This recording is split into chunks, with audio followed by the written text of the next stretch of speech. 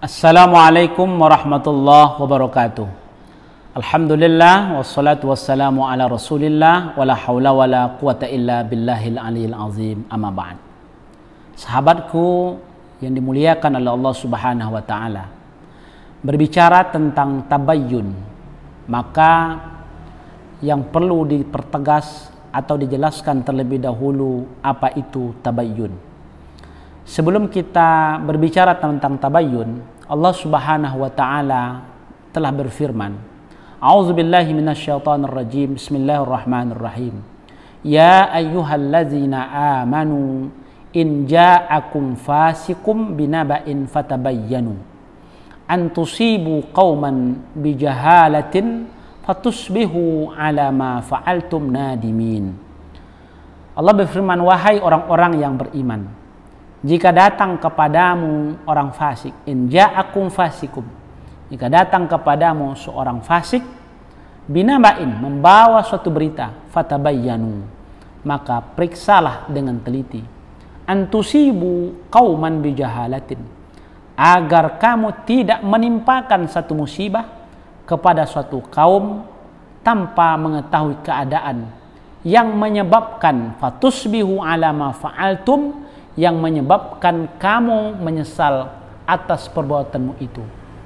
Ini dasar yang digunakan dalam memberikan tentang pentingnya sikap tabayyun. Kata kuncinya dalam kata ayat ini, pertama in itu artinya jika kamu, ini jelas maknanya jika. Artinya apa? Jika ini juga memberikan indikasi adanya keraguan-raguan. Karena ini dijawab nanti dengan kata-kata fatabayyanu fa. Jika kamu, maka. Kan kira-kira seperti itu. Jadi jika itu bermakna ada keraguan-raguan. Yang kedua, kata kuncinya fasikun. Orang-orang fasik. Ini orang fasik. Orang fasikun ini orang fasik. Jelas dia pembawa berita atau pembawa informasi. Yang ketiga, naba. Naba itu adalah berita penting. Naba itu dengan khabar itu sama-sama artinya berita atau kabar. Tapi bedanya kalau naba itu lebih besar, berita penting. Berita penting. Kalau khabar itu bisa dia beritanya penting, bisa saja beritanya tidak penting. Maka di situ binabain, dengan berita penting. Maka apa yang sudah dilakukan? Fatabayyanu. Tabayyun. Tabayyun artinya minta klarifikasi. Fatusbihu bijahalah. Ini diakibatkan ketidaktahuan kita. Maka kamu akan dapat menularkan informasi itu kepada orang lain yang tentu juga akan mendapatkan imbas dari ketidakbenaran informasi yang kita sampaikan.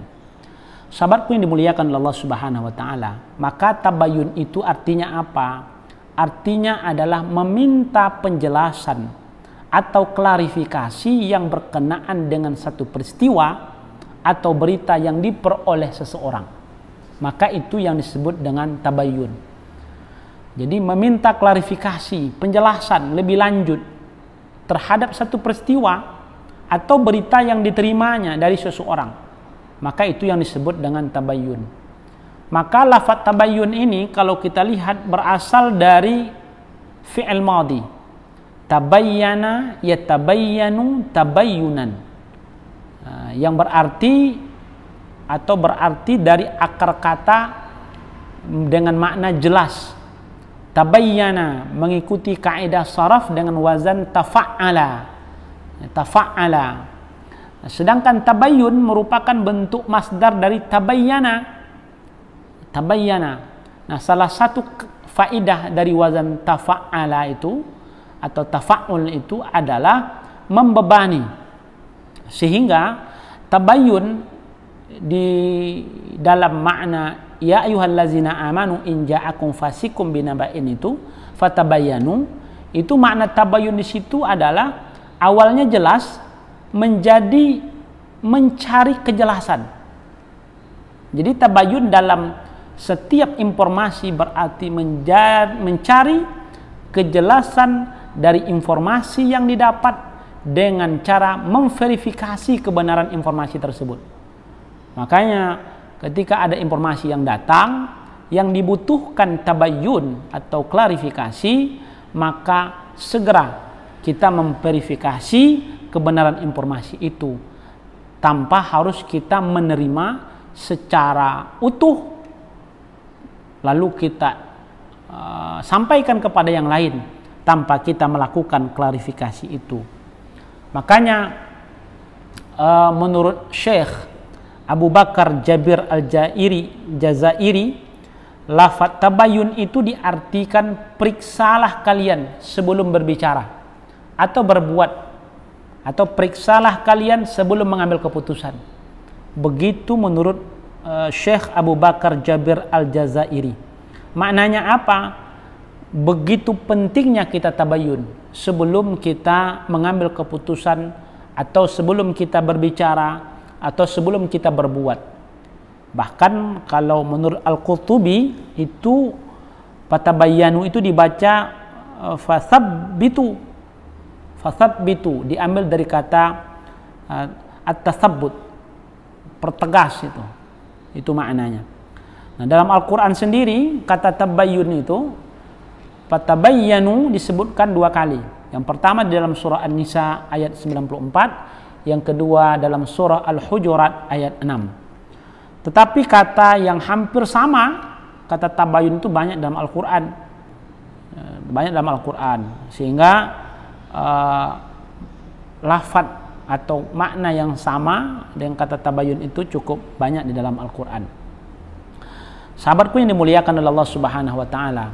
Oleh sebab itu, maka tabayyun itu adalah akhlak yang mulia, yang merupakan prinsip penting dalam menjalankan kemurnian ajaran Islam yang mulia.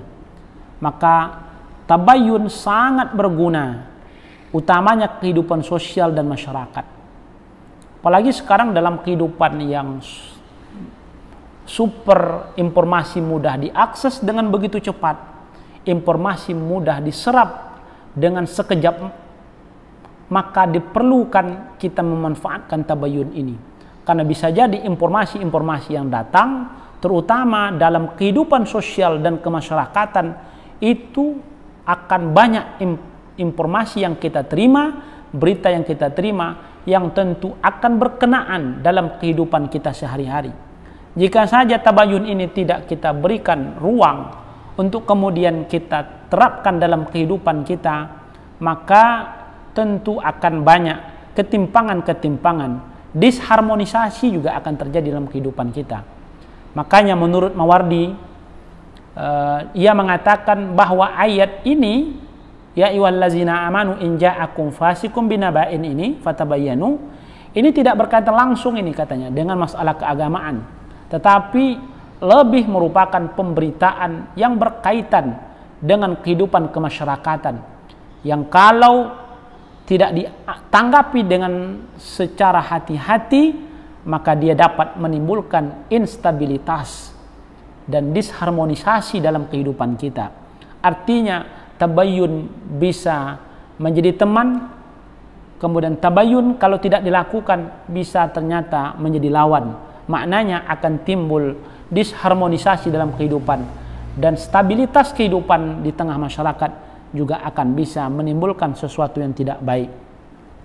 Bahkan juga bisa menimbulkan kekacauan dalam masyarakat. Nah, disinilah pentingnya proses tabayyun terhadap suatu berita atau informasi yang kita terima, karena berita itu merupakan sesuatu yang bersifat aktual, faktual, dan berorientasi kepada kepentingan dan kemaslahatan orang banyak atau kepentingan publik. Sehingga begitulah indahnya agama yang mulia selalu memperhatikan dalam berbagai segmen kehidupan agar kita, satu di antaranya adalah dengan tabayyun. Sahabatku yang dimuliakan oleh Allah Subhanahu wa taala, lalu apa bahaya meninggalkan tabayyun? Kalau kita lihat dalam kisah-kisah tentang tabayyun ini, jelas bahaya meninggalkan tabayyun akan banyak kita temukan. Di antaranya bisa kita katakan bahwa meninggalkan tabayyun itu akan dapat menimbulkan bahaya. Kenapa? Pertama, menuduh orang yang baik dan bersih dengan dusta. Orang yang seharusnya ia baik, orang yang selalu bersih, lalu kita tuduh dengan sesuatu yang dusta. Ini kan jelas membahayakan. Padahal orang itu sudah baik dan sudah bersih, tapi karena kita tidak tabayyun terhadap informasi atau berita yang kita terima, justru orang itu menjadi tertuduh yang seharusnya baik menjadi tidak baik. Yang jadi masalah, kalau memang benar dia tidak baik, tak ada masalah. Yang jadi masalah itu dia orangnya baik, bersih, tapi tertuduh dengan sesuatu yang dusta. Hal ini bisa kita lihat dalam kasus yang menimpa istri Rasulullah SAW, Aisyah Kubra. Aisyah itu bagaimana? Ia telah dituduh itu. Aisyah dituduh dengan tuduhan palsu, di mana dia dituduh oleh Abdullah bin Ubay bin Salul. Ini Abdullah bin Ubay bin Salul ini adalah gembong munafik Madinah. Isi tuduhannya adalah bahwa Aisyah telah berbuat selingkuh dengan seorang laki-laki bernama Safwan bin Mu'attal. Itu tuduhan Abdullah bin Ubay bin Salul kepada Aisyah radhiyallahu anha. Lalu tentu bagaimana mungkin ini bisa terjadi? Padahal Aisyah itu adalah wanita yang memang diperlakukan oleh Allah Subhanahu wa taala dengan memuliakannya dengan keislamannya dan menjadikannya sebagai istri Rasulullah sallallahu alaihi wasallam. Tapi karena gencarnya Abdullah bin Ubay bin Salul ini untuk kemudian menyebarkan kebohongan-kebohongan, sehingga ada beberapa orang penduduk Madinah yang tanpa ia tabayun, tanpa mereka melakukan tabayun, klarifikasi, tanpa melakukan koreksi dan teliti, ternyata ikut menyebarkan informasi ini hingga hampir semua penduduk Madinah terpengaruh dan hampir mempercayai berita tersebut. Coba bayangkan, tanpa tabayun. Tentu tuduhan ini membuat Aisyah radhiyallahu anha goncang dan stres. Bahkan juga tentu akan berimbas kepada Rasulullah dan mertuanya. Nah, akhirnya Allah Subhanahu wa taala menurunkan ayat Al-Qur'an yang isinya mensucikan dan membantah semua yang dituduhkan oleh Abdullah bin Ubay bin Salul tadi.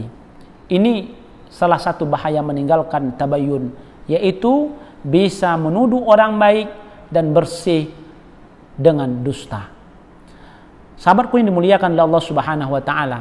Yang kedua, bahaya meninggalkan tabayyun itu adalah akan menimbulkan kecemasan dan penyesalan. Di antara sahabat yang terpengaruh oleh berita dusta yang disebarkan oleh Abdullah bin Ubay bin Salul itu adalah Mistah bin Asasah dan Hasan bin Thabit. Ini orang yang terpengaruh oleh berita dusta yang disebarkan oleh Abdullah bin Ubay bin Salul ini. Lalu Mistah bin Asasah dan Hasan bin Thabit, mereka ini mengalami kecemasan. Mereka mengalami kecemasan dan penyesalan yang dalam setelah wahyu turun dari Allah yang menerangkan duduk masalahnya. Bahkan mereka merasakan seakan-akan baru memasuki Islam sebelum hari itu. Coba, begitu mereka merasa bersalah, cemas mereka. Bahkan kecemasan dan penyesalan tersebut tetap mereka rasakan selamanya. Jadi panjang masa penyesalannya itu. Terhadap apa? Terhadap informasi atau berita yang tidak tabayun tadi itu. Jadi kalau kita tidak tabayun, ini tentu akan menimbulkan bahaya besar dalam kehidupan kita. Kemudian, sahabatku yang dimuliakan Allah Subhanahu wa taala, kemudian bahaya meninggalkan tabayun itu akan terjadinya kesalahpahaman ketika kita tidak tabayun. Bahkan ia akan berpotensi timbulnya pertumpahan darah. Hal ini pernah terjadi yang tersampaikan pada saat Usama bin Zaid.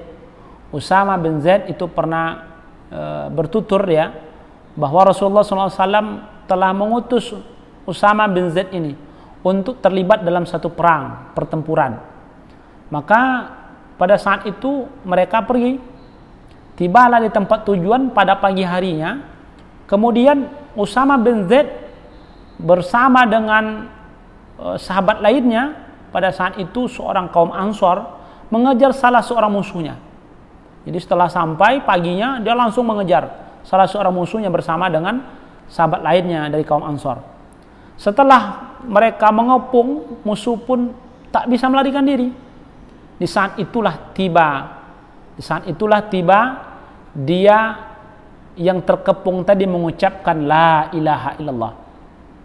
Nah, ketika musuh terkepung kemudian mengucapkan la ilaha illallah, sahabatnya yang dari Ansor tadi mampu menahan diri. Tapi justru Usama bin Zaid pada saat itu langsung menghujumkan tombaknya hingga musuh tadi itu tewas. Setelah itu, singkat cerita, diadukan. Setelah tiba di Madinah, diadukan kepada Rasulullah SAW atas perbuatan yang ia lakukan.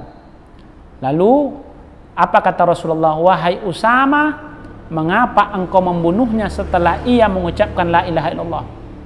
Lalu Usama menjawab, wahai Rasulullah, sesungguhnya itu hanya untuk melindungi dirinya. Namun Rasulullah terus mengulang-ulang pertanyaan itu hingga Usama merasa belum pernah masuk Islam sebelumnya. Diulang-ulangi pertanyaan itu. Nah, artinya apa?